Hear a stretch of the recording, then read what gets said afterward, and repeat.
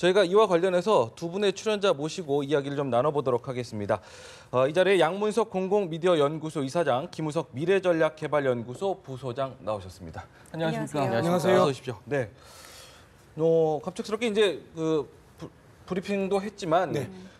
돈봉투 만찬 관련해서 감찰 관련자들의 여러 가지 사의가 있었기 때문에 업무 네. 공백을 최소화하기 위한 네. 인사를 좀 단행했다. 조금은 좀 예정이 없던 갑작스러운 인사기는 해요. 그런데 인사 발표가 나왔는데요.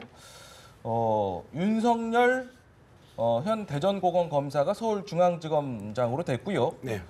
박균택 현 대검찰청 형사부장이 검찰국장으로 지금 전보 인사가 났습니다. 네. 네. 윤석열 지검장 지금 이름은 많이들 익숙합니다.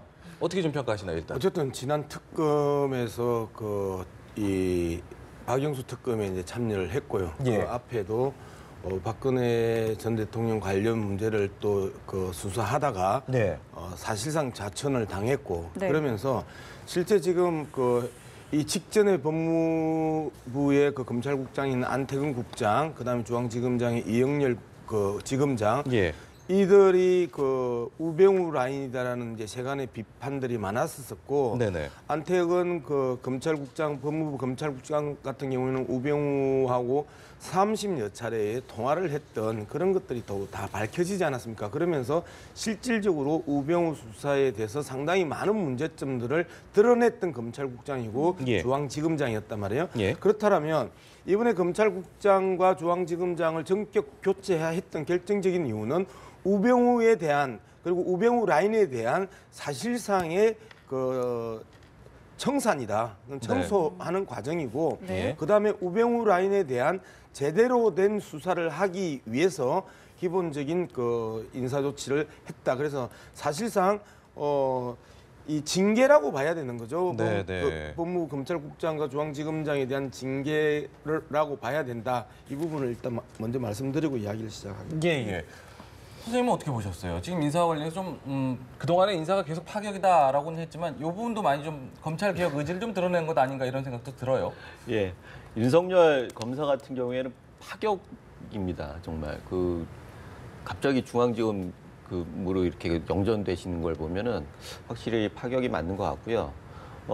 그것이 무슨 의미가 있느냐는 이런 부분들은 좀 지켜봐야 할 것 같아요. 사실 공백을 메꾼다라는 의미에서는 의미가 있지만 사실은 사표 수리를 안 하겠다라고 하는 부분들에 대해서 오늘 갑자기 인사를 발표한 게 무슨 의미가 있느냐 이런 부분들에 대해서는 예. 좀 더 지켜봐야 할 것 같고요. 네네. 문제는 지금 이렇게 검찰 개혁의 드라이브가 걸리고 있는 건데 사실 저게 공수처 부분이나 이런 부분들에 대해서 여론전의 기본적인 부분들이 깔려 있는 것 같아요. 일단 내부적으로 감찰을 하겠다. 그런데 그 감찰 결과가 결국은 좀 미진할 수도 있다. 그렇기 때문에 공수처를 만들어야 한다. 뭐 이런 논리 구조가 아닌가 싶은데 어찌됐든 그 부분은 공약사항이기 때문에 그 방향으로 가는데 그거를 국민들의 여론이나 야당의 반발을 어떻게 막을 것이냐 이런 전략적인 고려들이 있었던 것 같아요. 그런데 전체적으로 봐가지고는 검찰이 자초한 일이고 그 부분에 대해서는 담당자들이 책임지는 것도 맞고 또 새로운 인사들이 전선에 서 있는 것 이런 부분들에 대해서 종합적으로 좀 봐야 할 상황이다 이렇게 보여집니다. 지금 윤영찬 국민소통수석의 이제 브리핑 내용을 앞서서 한 내용을 다시 한번 좀 살펴보면 서울중앙지검장이 2005년도에 고검장급으로 격상된 이후에 정치적 사건 수사에 있어서 총장 임명권자의 눈치를 본다는 비판이 있었기 때문에 종래와 같이 검사장급으로 환원한다라는 부분을 좀 강조를 했고요. 또 다른 것보다도 서울중앙지검의 최대 현안인 최순실 게이트 추가 수사 또 관련 사건의 공소 유지를 원활히 해나갈 적임자라는 뜻에서 윤석열 현 대전고검 검사를 서울중앙지검에 임명한다, 지검장에 임명한다 이런 내용이었습니다. 그러니까 향후 이제 검찰 개혁과 관련해서 지금 뭐 여러 가지 이야기를 해주셨지만은 뭐 향후 지금 계속해서 신문 지면을 좀 계속 이야기하고 있지 않습니까? 이게 과거와 다르게 검찰 조직으로서도 사실은 이번 정권에 들어서 검찰 개혁 의지에 대해서 과거와 좀 다른 분위기로 좀 받아들이고 있는 것 같아요. 검찰 조직 내부에서도. 그렇죠. 일단은 다른 쪽에서 들어오는 게 아니라 검찰 내에서의 자정을 이제 정리하는 게 일차적인 과제지요. 그렇기 때문에 사실 상당히 강직하다라는 평을 받았던 윤석열 검사를 네. 중앙지검장으로 몇 단계를 튀어서 지금 영전을 시킨 상황이거든요. 네네. 정부에서 발표했던 최순실 사건의 공소 유지를 위한 조치다라고 이야기를 하겠지만 실질적으로 우병우 라인이 장악하고 있는 검찰 전체 조직의 예. 그 뿌리를 뽑아내겠다라는 인적 청산에 대한 문제를 일차적으로 진행을 하는 거고요. 네네. 이 부분이 이제 제도적으로 이제 변화를 이제 가져올 겁니다. 예를 들어서 검찰의 조직 축소 문제, 그다음에 경찰이 갖고 있는 경찰에 대한 수사권을 네네. 떼내면서 경찰에 대한 수사권 독립 문제로 제도적인 문제 하나가 또 정리가 돼야 되겠고, 네네. 두 번째는 방금 김은숙 부소장 이야기했던 것처럼 공수처, 공직자 비리 수사처라는 또 다른 네네. 부분들을 만들어가면서 기소 독점주의를 개최하는 또 하나의 방법들이 이제 시도가 되겠죠.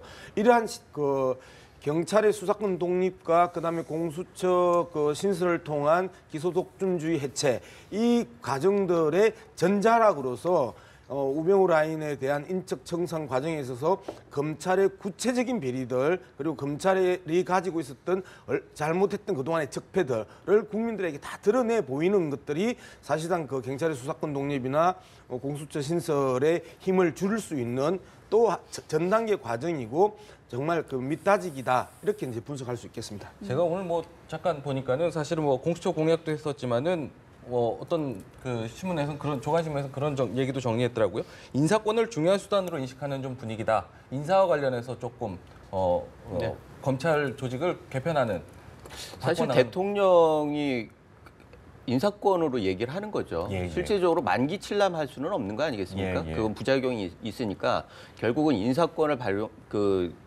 써가지고 그 사람으로 하여금 그 조직을 개혁하는 방향으로 가는 거고, 네, 네, 네. 그래서 제일 처음에 했던 게 국정원이나 검찰에 대해서 손을 대는 거예요. 지금 그런 부분들에 대해서 권력기관을 어떻게 바꿔나갈 것이냐라고 하는 부분들을 결국 인사를 통해서 얘기를 할 수밖에 없는 거고, 예. 그런 면에서는 지금 어떻게 보면은 일정 정도의 궤도에 들어섰다, 이렇게 볼 수가 있죠. 네. 그리고 특히 윤석열 지검장 같은 경우 지검장 같은 경우에 중앙지검장. 예, 네. 중앙지검장 같은 경우에는 사실은 굉장히 의미가 있죠. 사실 검찰총장의 인사라고 하는 것들이 시간이 좀 걸리기 때문에 결국은 중앙지검장이라고 하는 자리가 가지고 있는 상징성이 있는 거죠. 그래서 최순실 사태의 공소 유지라고 하는 부분도 있지만 결국은 윤석열이라고 하는 사람이 가지고 있는 브랜드 가치를 어떻게 활용하느냐, 이런 부분들에 대해서 굉장히 많은 고민이 있었을 것이다라고 생각이 들고, 그것이 어떻게 보면 방향을 제시하는 것 아닌가, 이런 생각도 네, 듭니다. 지금 막 들어온 소식이기 때문에 저희가 추가적으로 좀 정리해서 이야기를 더 나눠보도록 하고요. 일단 저희가 먼저 준비한 영상 함께 보시고 다음 이야기 나눠보도록 하겠습니다.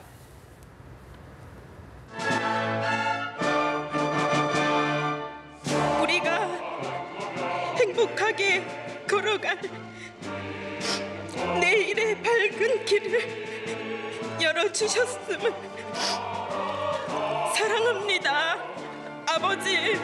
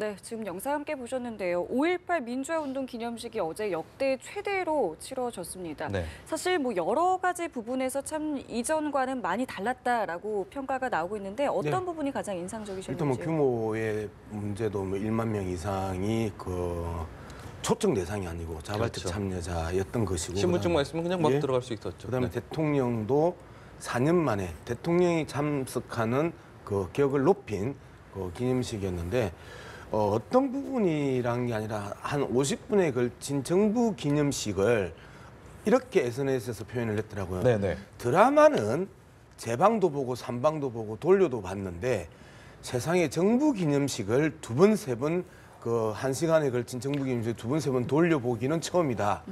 그다음에 뭐 문재인 대통령이 국민의 눈물을 닦아주는 대통령이 되겠다고 했는데 국민의 눈물을 흘리게 하는 대통령이다. 각성하라. 뭐 이런 이제 이야기들이 어제 이제 SNS에 엄청나게 이제 돌았었죠. 그리고 어제 그 많은 SNS에서 많은 국민들이 울었다. 네. 울컥했다. 이 표현들이 너무너무 이제 많이 돌았었거든요. 그렇더라고요. 저는 그 과정을 보면서 오바마 미국 대통령이 총기 난사 사건의 그 희생자들을 이제 추모하는 추모식에서 예, 예, 어메이징 그레이스를 선창할 때 와, 우리도 저런 대통령이 있었으면 좋겠다. 많이 회자가 됐었죠. 예. 그리고 정말 미국이 참 부럽다. 제가 태어나서 처음으로 미국이 부럽더니 그때가 처음이었었어요. 그런데 이제는 안 부럽다. 우리도 저런 대통령이 있다 하는 제 감정들이 많은 SNS와 국민들 지금 오늘 발표됐던 어떤 여론조사에서는 문재인 대통령이 국정 운영을 잘 수행할 것이다가 지난주보다 또 한 5%포인트 올라가지고 80.1%가 나왔더라고요. 예. 지난 일주일 동안 문재인 대통령이 보여줬던 언뜻 보면 전 정권과 비교해서는 파격이지만 예, 예. 실제 우리 그 국민들의 그 이 지적 수준이나 정치적 수준으로 본다면 평범이고 상식이었는데 평범과 상식의 행보 속에서 많은 국민들이 감동한다라는 것들이 현재 그 어제 아주 압축적으로 다 드러났다. 그다음에 5.18 동의인 소영 씨의 눈물 어린 그 아빠에 대한 이야기. 예, 예. 그리고 뒤쫓아가면서 의전을 깨는. 의전을 깨고 뒤쫓아갔는데 예. 정작 안아주고 싶은 본인은 그걸 인식하지 못하고 예. 계속 가다가 누가 이야기해서 뒤돌아섰죠. 저 그리고 장면이죠, 앉는 저 장면. 예, 예. 저는 장면들은 앵커가 실황 중계를 하더라도 울컥할 수밖에 없는 패널이 나와서 현장에서 저 모습을 보면서 울컥하지 않으면 이상한 그러한 그 감동적인 장면이었습니다. 그런데 아버지 같은 대통령의 모습들을 보여줬고 본인도 아버지의 품과 같았다라고 회상을 했을 정도면 네. 이제는 좀 나라가 나라답게 이게 나라자라는 비난에서 그 탈피하는 하나의 그 작은 변화들이 시작됐다 이렇게 볼 수 있겠네요. 감동이 엄청 크셨나 봐요. 짧게 한 대목 좀 짚어달라고 했더니 엄청나게 그 얘기를 하셨는데 어떻게 좀 아니, 보셨어요? 드라마 얘기하시면서 드라마를 전체적으로 너무 드라마틱하게 설명을 해주셔가지고 예. 사실은 이게 그 보수 진영에서는 굉장히 두려울 만해요. 사실은 뭐 이해운 의원이나 보수 진영에서 두렵다라고 얘기를 했는데 네네네. 사실 어제 저걸 보면서 굉장히 두렵다는 마음을 들었을 겁니다.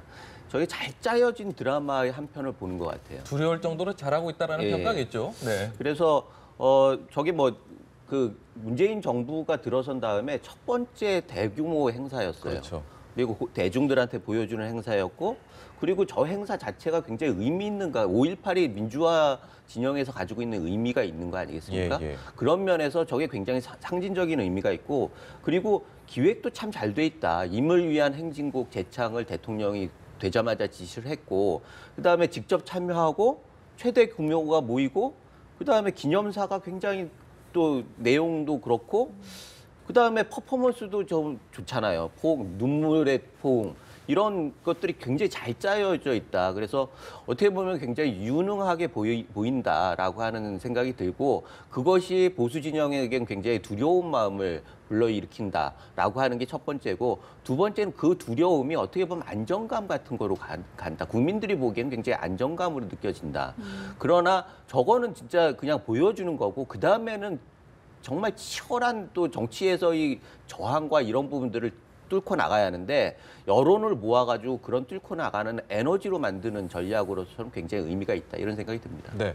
그래서 그런지 어쨌든 뭐 논란이 되는 네. 대목도 하나 있긴 있었습니다. 이제 5.18 정신을 헌법에 담는 내용과 관련해서는 이견이 나왔습니다. 네. 이에 대해서는 좀 어떻게 좀 근데 평가하시나요? 이제 여러 가지 우리 헌법 전문에 지금 헌법 전문에는 임시정부 법통을 있고 4.19 정신을 개성하는 이 두 가지의 이제 전문 개성이 있거든요. 네네. 근데 어제 이제 이야기를 할 때 5.18 그다음에 60항쟁 그다음에 촛불 혁명 예. 이 세 가지의 그 사건과 네. 그다음에 이제 국민의 정부와 참여정부의 맥을 잇는 정치적 개성 이제 두 가지를 이야기했는데 헌법에서는 네. 5.18 60항쟁 그다음에 지난해와 올 초에 있었던 촛불혁명의 정신을 개성하겠다라는 것들을 이제 전문에 넣겠다라고 이제 이야기를 했고 실제 자유한국당을 제외하고는 다 그 부분에 대해서 대체로 동의하는 것 같아요. 그리고 이제 자유한국당도 여야 합의 과정에 있어서 일정한 성과가 있으면 네네. 당론으로 채택할 수도 있다라는 그 기본적인 입장들을 보이고 있기 때문에 전문에 넣는 부분에 있어서 크게 어렵지 않지 않을까 그렇게 조심스럽게 생각해 봅니다. 헌법 전문에 넣는 거는 사실은 굉장히 의미가 큽니다. 헌법이 가지고 있는 위상은 최고의 법인데다가 거죠. 전문 자체가 어떻게 보면 정통성을 얘기하고 있는 거 아니겠습니까? 그렇죠. 그런 면에서 지금 민주화 세력에게는 5.18이 가지고 있는 의미는 확실하게 무겁죠. 그런데 이게 전 국민이 동의하기에는 지금은 아직 좀 부족하다라고 하는 부분들이 있고 그걸 위해서 진상규명을 해야 한다라고 얘기를 하는 거고 그 진상규명을 통해서 또 국민 통합과 화합을 이루어야 하고 그것이 전제가 될 때 헌법 전문에 실을 수 있다라고 하는 그런데 그 과정이 생략된다라고 하면 헌법 전문은 어디까지 실어야 하느냐라고 하는 논쟁을 부딪힐 수밖에 없어요. 지금 4.3이나 60이나 여러 가지 민주화 과정에서 겪었던 모멘텀들이 있지 않습니까? 예. 그것을 전문에 다 담는다라고 하면 전문의 의미 자체가 굉장히 퇴색할 수 있다. 그런 면에서는 지금은 진상조사와 그다음에 국민 합의라고 하는 게 전제가 돼야 하는 상황이고 예. 그것을 야당에서도 전제 조건으로 단 거죠. 그런 부분에 있어서는 지금은 그 진상조사라고 하는 부분들도 정부의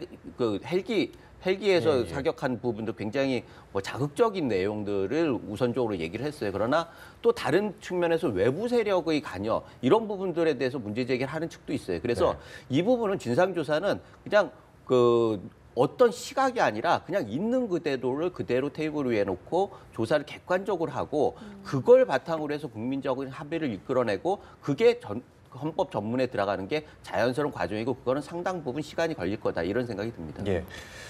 함께 이야기 나왔던 게 사실은 이 개헌할 때 거기 헌법 전문에 담겠다는 내용인데 반대로 또 한 가지 해석하면 개헌에 대한 의지를 밝힌 것도 또 의미가 있어요. 7, 8일 만인데. 어제 이제 5.18 기념사에서 5.18과 직접적으로 연관이 없을 듯이 보이는 예. 그 의미 있는 이야기가 두 개가 있었거든요. 예. 문재인 정부라는 표현을 공식적으로 썼던 것과 예. 그다음에 그 헌법 개정에 대한 명확한 입장을 드러냈던 것. 예. 근데 특히 이제 헌법 개정에 대한 많은 그 논란이 있었고 대통령이 되면 또 헌법 개정은 모든 이슈의 블랙홀이기 때문에 안 할 거다라는 의심들이 엄청나게 많았었고 대선 기간에도 예. 논란이 됐었죠. 가장 그 핵심적인 정쟁 그 중에 하나가 저 영역이었었거든요. 그런데 취임한 지 일주일 만에 그 광주에서 그것도 그리고 5.18 묘역에서 저 헌법 개정에 대한 확고한 의지와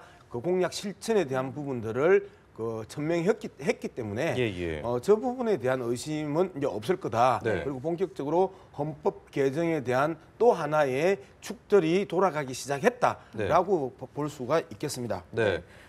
조율 과정에서 아무래도 쉽지 않은 길일 것이다라는 관측이 나오고는 있는데요.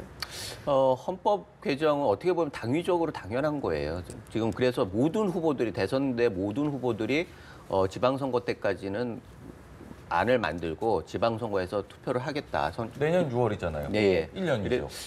그럼에도 불구하고 지금 청와대에서는 원론적으로 얘기를 했지만 약간 비껴 있는 게 결국은 지금 국회 주도로 특위를 만들어 가지고 안을 만들고 있지 않습니까? 네. 그 부분에 대해서 청와대에서 지나치게 의사 표시를 하는 것들은 적절하지 않다라고 하는 게 깔려가 있는 거고 굉장히 의미 있는 전략이다 이렇게 보여집니다. 어찌 됐든 약속을 지킨다고 하는 의미에서는 굉장히 높이 평가할 수 있어요. 네. 그리고 그것이 광주에서 얘기했다라는 것도 의미가 있다. 왜냐하면 광주나 뭐 이런 부분들은 예전에 야권에 있어서 굉장히 그 중심인데 어떻게 보면 가해자와 피해자인데 피해자 쪽에서 동의를 한다라고 하면은 그건 상당 부분 힘을 받을 수 있다. 이런 면에서 어제 헌법 개헌과 관련해서 얘기한 것들은 굉장히 시사하는 바가 크고 그 전략 자체도 뭐 적절했다 이렇게 평가됩니다. 네, 이낙연 내정자 같은 경우는 대통령이 개헌안 내는 게 쉽다라고 얘기했는데 또 청와대 입장은 또 그렇지 않다라고 얘기했잖아요. 그 부분은 좀 그렇죠. 어떻게 아니 그런데 그거는 어떻게 보면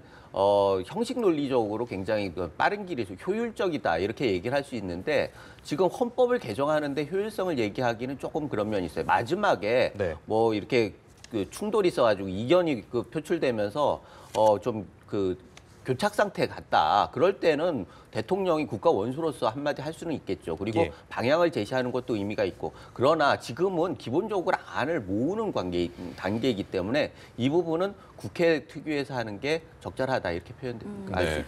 판단할 수 있습니다. 네. 네. 자, 그리고 조금 전에 이야기하셨습니다마는 문재인 정부라는 단어도 어제 이제 사용을 하면서 관심을 모으고 있는데 네. 특별한 뭐 다른 명칭 없이 문재인 정부라고 사용한 특별한 이유가 있을까요? 제가 보기에는 어쨌든 가장 먼저 이제 문민정부 김영삼 정부가 들어서면서 문민정부, 그다음에 김대중 정부가 들어오면서 국민의 정부, 그다음에 노무현 정부가 들어오면서 참여정부 했는데요. 예. 이명박 정부가 처음 들어오면서 실용정부라는 표현을 조기에 잠시 썼다가 실용정부를 이제 버렸지 않습니까? 예. 그리고 박근혜 정부가 들어오면서 헌법 정신에 부합되지 않을 수도 있다라고 하면서 그냥 다른 이름을 붙이지 않고 박근혜 정부라고 썼습니다. 네네. 사실상 뭐 문민은 그 군사 독재에 반대되는 개념이었고 그다음에 권위주의를 완전히 청산하겠다 하니까 국민으로부터 주권이 나오기 때문에 국민의 정부라고 이야기했고 그다음에 그 노무현 정부 들어오면서 참여와 시민사회의 참여와 국민들의 참여를 강조하기 위한 하나의 국정 지표고 국정 방향이었거든요. 예. 이제 그런 측면에서 본다라면 지금 시점에 있어서는 박근혜 정부가 그 당시에 이야기했던 헌법 정신에 불일치할 수 있다라는 지적에 대해서 그 무겁게 네. 문재인 정부가 받아들이면서 문재인 정부 또한 특별한 수식어 없이 갔다라고 평가할 수 있고 헌법 정신에 부합하는 문재인 정부라는 모습들을 또 한번 역으로 강조하는 그리고 박근혜 정부로부터 배울 거는 배운다. 버릴 거는 버린다. 네. 차별할 건 명확하게 차별하지만 배울 거는 배운다라는 또 하나의 그 정책적 포용, 그다음에 정책적 대탕평 이런 모습들을 한꺼번에 보여줬던 게 문재인 정부로만 간다라고 하는 것들로 정리된 것 아니냐 저는 그렇게 분석을 과거 정부를 그대로 이어받는다라는 표현까지도 해석이 가능한 부분인가요? 네. 문재인 정부라는 이름을 쓴다는 것으로? 그런 의미도 부여할 수 있겠지만 예. 제가 보기에는 사회가 바뀌었어요. 예전처럼 한마디로 규정될 수 있는 지향을 규정할 수 있는 사회가 아닌 거죠. 네, 네. 어떻게 보면 너무나 많은 다양한 요구들이 표출되고 있고 이 도구를 한마디로 묶어가지고 얘기하기에는 참 한계가 너무나 많기 때문에 예, 결국은 그 정부의 고유한 브랜드로 그냥 대통령 이름으로 그렇게 가는 것들이 어떻게 보면 피할 수 없는 그런 것이기 때문에 그 방향에 대해서는 나름대로 잘 잡으신 것 같아요. 그리고 또 이게 박근혜 정부나 그 이명박 정부 때를 뭐 아까 말씀하셨듯이 뭐 그런 좋은 점들을 계승해야 한다라고 하는 부분들은 굉장히 의미가 있는 게 사실 정권이 우리가 5년 단임제로 네네. 하면은 레임덕 빼면 한 2, 3년밖에 안 되잖아요. 네. 그러면은 과거에 했던 정책들이 어떻게 보면 다 의미가 있는 것들이란 말이에요. 그거를 그냥 과거의 정부이기 때문에 안 하겠다라고 하면 국력의 낭비가 너무 심하다라는 거죠. 네네네. 그런 면에서 받아들일 거는 과감하게 이름을 좀 바꾸더라도 받아들이는 것들은 어떻게 보면 굉장히 용기 있고 국가를 위해서 좋은 일이다 이렇게 받아들입니다. 예. 네.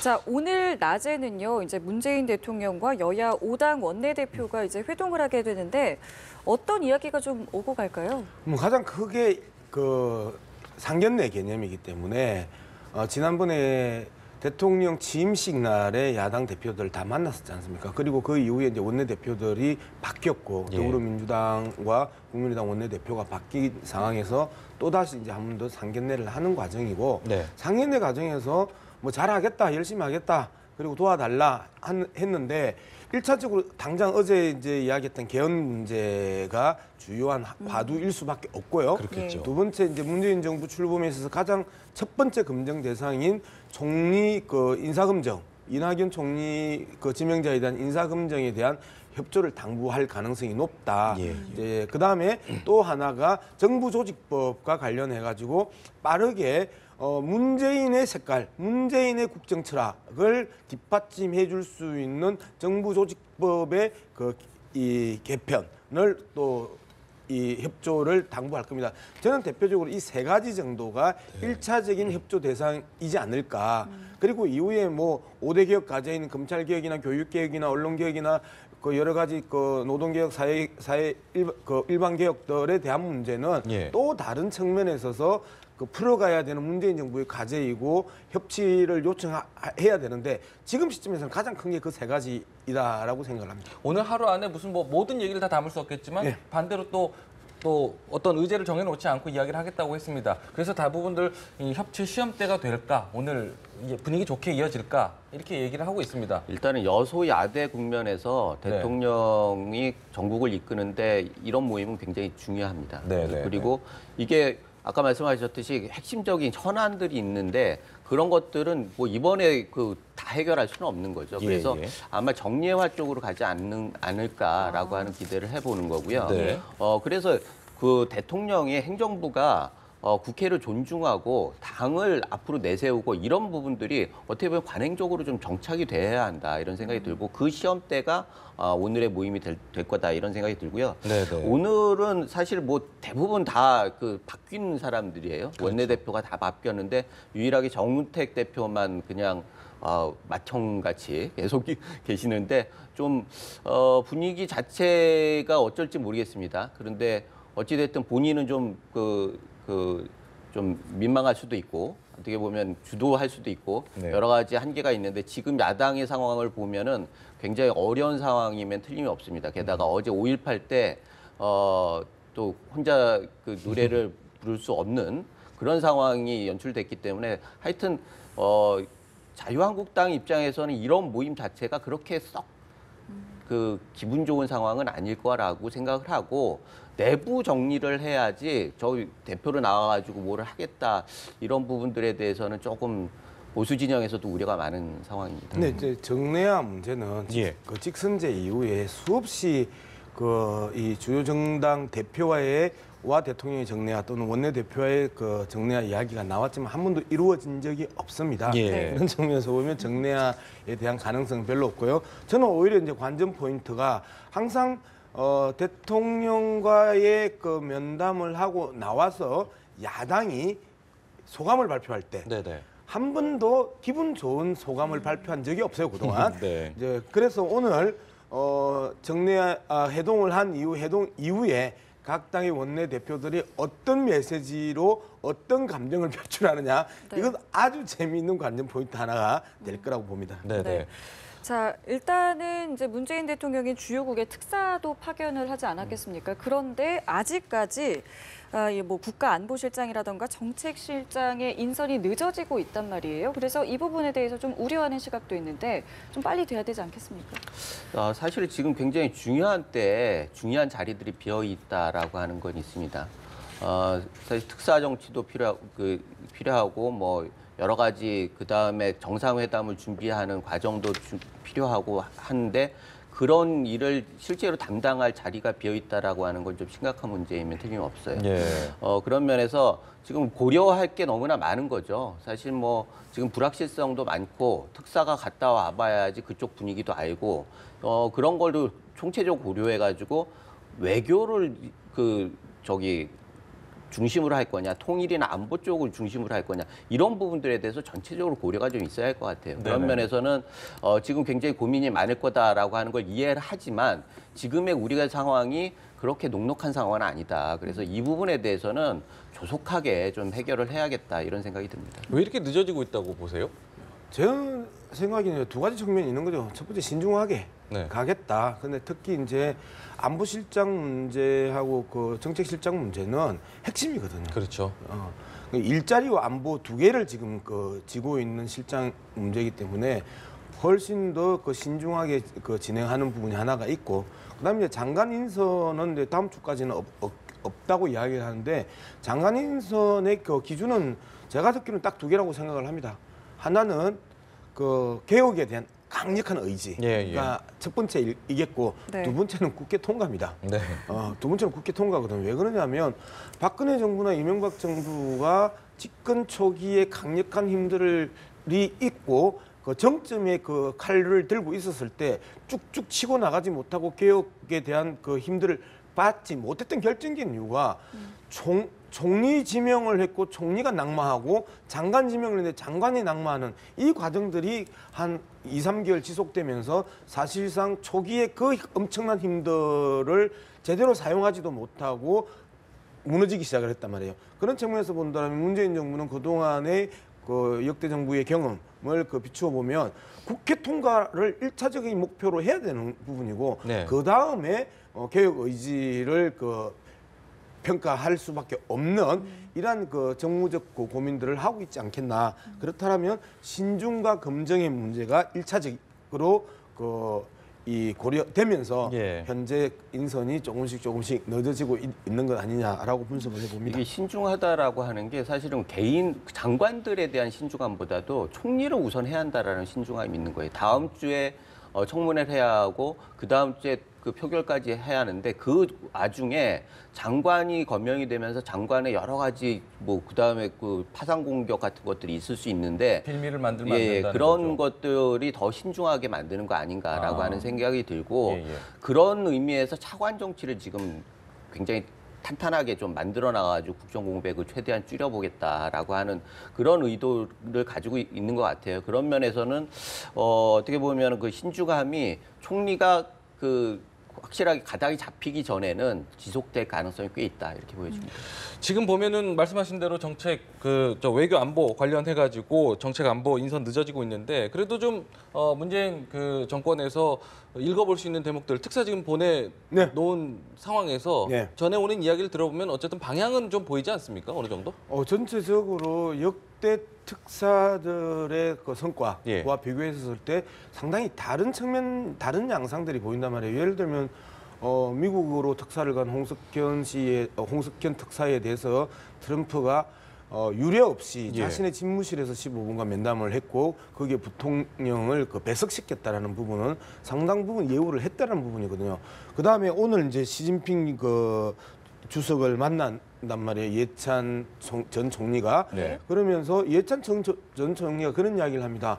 사드와 관련된 해법이 있다라고 그 어제 그런 그 기자회견을 했단 말이에요. 그 해법이 뭔지는 우리가 모르지만 그 일단은 한중 관계가 상당히 경색되고 얼어붙은 상황에서 본격적인 친대땅뜨의 그 흐름들을 탈고 갈 거다. 그리고 양국이 서로가 피곤한 보복과 보복의 그 이 경제 전쟁을 했었으면 네. 실질적으로 이 부분들이 풀리면서 한중 우호 관계가 그 상당히 그 고도화되고 이 한중 우호 관계가 고도화되는 건 역으로 보면 그 북중 관계의 상당 부분의 균열이 일어난다라는 거거든요. 그런 측면에서 본다라면 이 중국 문제도 상당히 그 성과가 있고 일본 문제는 잘 모르겠습니다. 네. 일본 문제는 문희상 특사가 그 갔는데 실질적으로 위안부 문제나 현안에 대해서 이야기를 하지 않았기 때문에 예, 예. 상호의 최소한의 그 한일 관계의